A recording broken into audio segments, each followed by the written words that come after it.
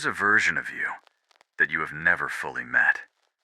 Not because it's hidden somewhere far away, but because you've spent your entire life training yourself not to look at it directly. In the early 20th century, a Swiss psychiatrist named Carl Jung became convinced that the human mind wasn't one unified thing, but something closer to a house, with rooms nobody wants to enter. He spent decades studying dreams, myths, and the private confessions of his patients, and he kept running into the same pattern, over and over, in almost everyone he studied, including, by his own admission, himself. Every person carries a part of their personality they've pushed out of view. Jung called it the shadow. And his most unsettling claim wasn't that some people have a dark side.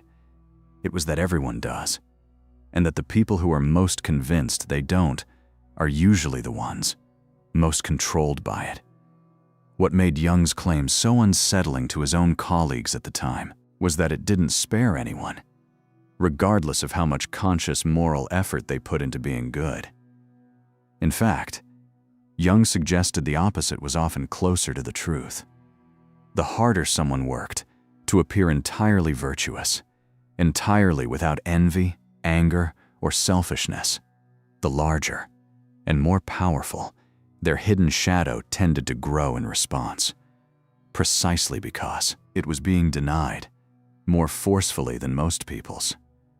This wasn't a theory about villains. It was a theory about everyone, including the kindest, most well-intentioned people you know, and possibly including you. Today, we're going to unpack exactly what the shadow is, why it quietly drives manipulative behavior in people who would swear under oath they'd never manipulate anyone, and why understanding your own shadow might be the single most useful piece of psychology you'll ever learn about yourself. Let's begin. Jung's theory starts with a simple, almost mundane observation. As children, we learn very quickly which parts of ourselves get approval and which parts get punished. A child who expresses anger gets scolded. A child who expresses jealousy gets shamed. A child who expresses selfish desire gets told they're being bad. Over years of this quiet conditioning, we don't eliminate those impulses. We simply learn to hide them, first from other people, and eventually from ourselves. The parts we hide don't disappear. They go underground into what Jung called the shadow, and they keep operating from down there for the rest of our lives, usually without our permission or our awareness. This is why the shadow is so different from simple bad behavior. It isn't the anger you consciously feel and choose to express. It's the anger you've told yourself you don't have. The anger that leaks out sideways in passive aggression, in unexplained resentment toward people who remind you of qualities you've disowned in yourself, or in a sudden overreaction to something that shouldn't have bothered you nearly as much as it did. There's a well-documented pattern from Jung's own clinical notes involving a patient who considered himself entirely without ambition. A mild, self-effacing man who prided himself on never competing with anyone. Yet Jung noticed this same patient was quietly, consistently, undermining colleagues who succeeded around him through small comments, subtle exclusions, tiny acts of sabotage he never consciously registered as ambition at all. The ambition hadn't vanished simply because the man refused to acknowledge it. It had gone into the shadow, and from there, it found manipulative, indirect ways to express itself that the man's conscious mind could plausibly deny, even to himself. This same pattern shows up constantly in ordinary modern life. The person who insists they're not the jealous type, while quietly monitoring, a partner's every interaction. The coworker who prides themselves on being endlessly agreeable, who never once raises their voice, but who somehow always seems to have the story ready. That makes a rival look slightly incompetent in front of the boss.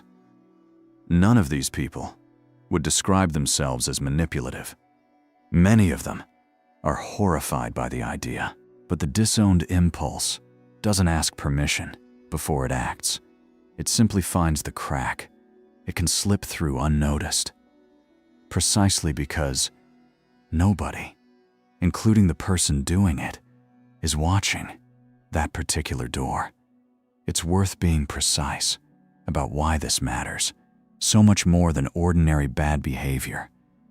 A person who is openly, consciously selfish can at least be reasoned with, negotiated with, predicted. You know what you're dealing with. A person whose selfishness lives entirely in the shadow is far harder to deal with, because they will genuinely, sincerely deny the trait, even as they act on it, and they will often believe their own denial completely. This is why arguing with someone about a shadow trait rarely works. You're not just contradicting their claim, you're threatening the entire structure they've built to avoid looking at something painful. The defensiveness that follows isn't stubbornness. It's a person protecting a door they've spent decades keeping shut. Jung had a second concept that works directly alongside the shadow: the persona. The persona is the curated public self, the version of you built specifically for other people to see, polished and adjusted to earn approval, avoid conflict, and fit the role you're expected to play. Everyone has one. It isn't inherently dishonest. It's simply the socially presentable layer we all wear to function in a world full of other people. The danger Jung identified wasn't the persona itself, but what happens when someone starts to believe their persona is the entirety of who they are. The more tightly a person identifies with being the nice one, the peacemaker, or the person who never gets angry, the more forcefully anything that contradicts that image gets shoved down into the shadow rather than integrated and managed consciously. And the shadow, denied a legitimate outlet, doesn't become smaller. It becomes more skilled at disguise. There's a striking account from Jung's work with patients who had built entire identities around being selfless caregivers, people who devoted themselves entirely to family, to community, and to being needed by everyone around them. On the surface, nothing could look less manipulative, but Jung observed that this exact identity, taken to its extreme, frequently produced a quiet, powerful form of control.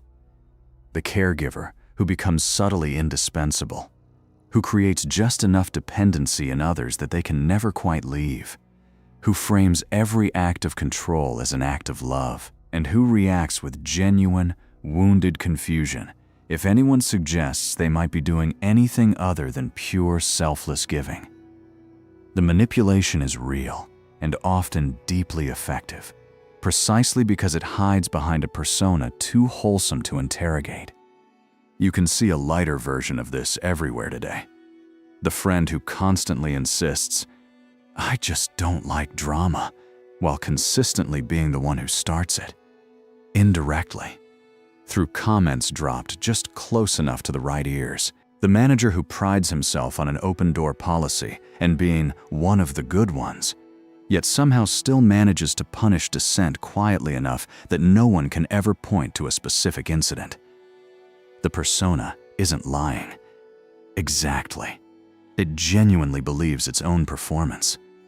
That's precisely what makes it dangerous, both to the people around it and eventually to the person wearing it, who slowly loses access to entire parts of who they actually are. Jung noticed something else worth mentioning. The more rigid and extreme the persona, the more extreme its corresponding shadow tends to be. Someone who allows themselves to be moderately assertive, moderately selfish, and moderately imperfect in full view of others rarely develops a violently disowned shadow around those traits, because there's nothing being suppressed to that degree.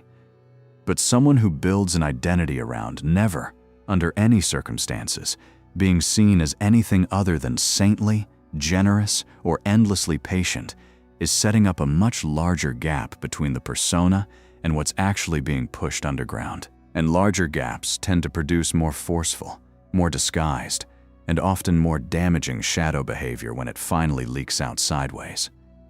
This helps explain a pattern that otherwise seems paradoxical. Why public figures who spend years cultivating an image of relentless positivity or moral certainty are so often the ones whose private conduct, when finally exposed, turns out to be the most starkly at odds with that image.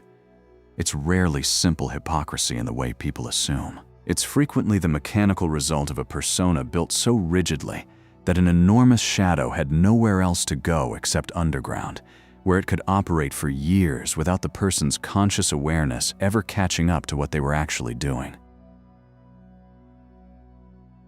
Jung's single most practically useful idea might be this one. The traits that provoke our strongest, most disproportionate irritation in other people are very often the exact traits we've disowned in ourselves. He called this projection.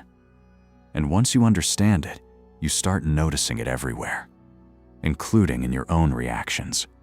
Projection works like this. An impulse or trait sits in your shadow, unacknowledged. You can't see it in yourself because you've spent years training yourself not to look there. But you can see it, instantly and vividly, in someone else, because it's no longer disguised by your own self-image. The irritation you feel isn't really about them. It's a kind of unconscious recognition. Some part of you knows this trait intimately because it's yours, even though the conscious part of you would deny it completely. Jung documented this repeatedly with patients who reacted with startling, almost violent disgust toward specific traits in others. Greed, weakness, arrogance, neediness. Traits that, on deeper exploration, turned out to be exactly the traits the patient had spent a lifetime suppressing in themselves out of shame. One case involved a rigidly disciplined patient who expressed intense, nearly obsessive contempt for anyone he perceived as lazy or self-indulgent. Over the course of therapy, it became clear that this same man had grown up punished severely for any hint of laziness as a child. He had built his entire adult identity around never allowing that trait to surface again. His contempt for it in others wasn't really about them at all. It was the sound of his own exiled shadow, screaming at him through someone else's behavior. This explains an enormous amount of ordinary daily friction that otherwise seems disproportionate. The person who reacts with sudden fury at a friend's mild boastfulness when the actual comment barely warranted a raised eyebrow. The colleague who cannot tolerate any hint of neediness in others, reacting coldly to completely reasonable requests for help. In both cases, the emotional charge is usually far too large for the actual event, which is the telltale sign that you're not really reacting to the other person at all. You're reacting to a part of yourself you've refused to acknowledge, using them as a mirror you didn't ask for. There's a useful test Jung essentially proposed, even if he didn't phrase it this simply. Ask yourself whether your reaction to someone's trait is proportional to the actual harm, or whether it carries a charge of disgust, contempt, or fury that seems to exceed what the situation calls for. Ordinary annoyance tends to fade quickly, and it stays roughly the size of the event that caused it. Projection tends to linger. It replays itself in your head hours later, and it feels personal in a way that's hard to justify given what actually happened. That gap between the size of the event and the size of your reaction is often the clearest signal available, that you've just met your own shadow, wearing someone else's face. This same mechanism works in the opposite direction too, and Jung considered this equally important, even though it gets discussed far less often.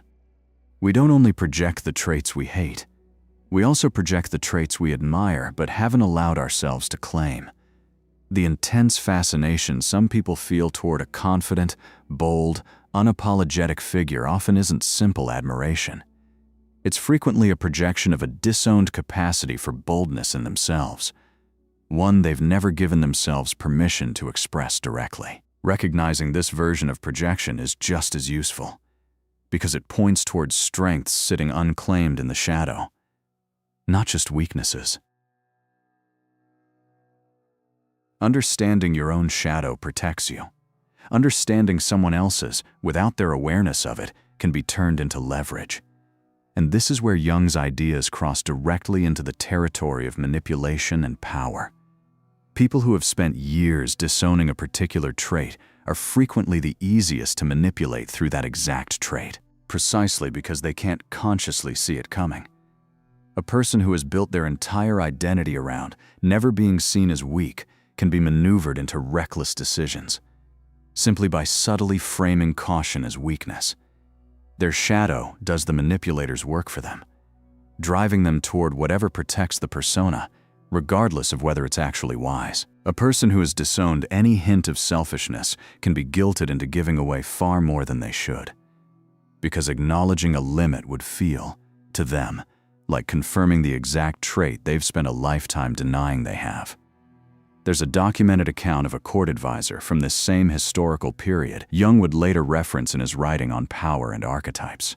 He was known for identifying precisely which trait a rival had spent their life suppressing, then engineering situations that forced the rival to do one of two things: reveal that trait publicly, humiliating themselves, or overcompensate wildly in the opposite direction, making a costly decision purely to protect their self-image. The rival was never directly threatened. They were simply maneuvered by their own shadow, which the advisor had learned to read like a map. This plays out constantly in ordinary negotiation and persuasion today. Salespeople are trained, whether they'd use this language or not, to identify what a buyer most wants to avoid appearing to be: cheap, indecisive, uninformed. Then they frame the sale in exactly those terms, so the buyer's own disowned self-image does the closing for them. Understanding this is not an invitation to use it cynically against people you care about. It's protection. The moment you can name your own disowned traits consciously, they stop being a lever anyone else can quietly pull. The same dynamic shows up in family systems, sometimes across entire generations. A parent who has spent a lifetime denying any capacity for cruelty can often be maneuvered by a child, consciously or not, into acts of real harshness, simply by framing ordinary boundaries as cruelty until the parent overcorrects to prove otherwise. A partner who cannot tolerate being seen as controlling can be steered away from entirely reasonable requests, because even a fair boundary gets reflexively abandoned the moment it risks resembling the disowned trait. None of this requires the other person to consciously understand Jung's theory. Most manipulation of this kind is intuitive, learned through trial and error, refined simply by noticing which buttons reliably produce a reaction. Jung didn't believe the goal was eliminating the shadow. He considered that impossible, and even dangerous to attempt. The goal was integration, consciously acknowledging the traits you've disowned so they stop operating from the basement and start becoming material you can actually choose what to do with. This is uncomfortable work, by design. It means sitting with the specific people and behaviors that provoke your strongest irritation, and asking, honestly, whether the intensity of that reaction says more about them, or about something in yourself you've never been willing to look at directly. It means noticing when your kindness has an edge of control in it, when your peacekeeping has an edge of avoidance, when your ambition hides behind a mask of humility you don't actually feel. Jung believed that people who do this work, imperfectly, gradually, never completely, become measurably harder to manipulate, because there's nothing left in the dark for someone else to quietly exploit. They also, almost as a side effect, become less manipulative themselves. because the impulses that used to leak out sideways, disguised and denied, finally have a conscious, honest outlet instead. The shadow stops running the show from the basement the moment you're willing to walk downstairs and actually look at what's living there. In practice, this rarely arrives as one dramatic realization. It tends to show up in smaller moments. Catching yourself mid-reaction and asking why something so small provoked something so large. Noticing a pattern of praise you constantly seek and wondering what insecurity it's actually covering. Sitting with the discomfort of admitting a motive you'd normally deny, even to yourself. Jung considered this ongoing, unglamorous work to be some of the most important a person could do. Not because it makes anyone perfect, but because it makes them considerably harder to secretly run by forces they refuse to name. Here's the thread underneath everything Jung observed. Almost nobody who manipulates others thinks of themselves as a manipulator.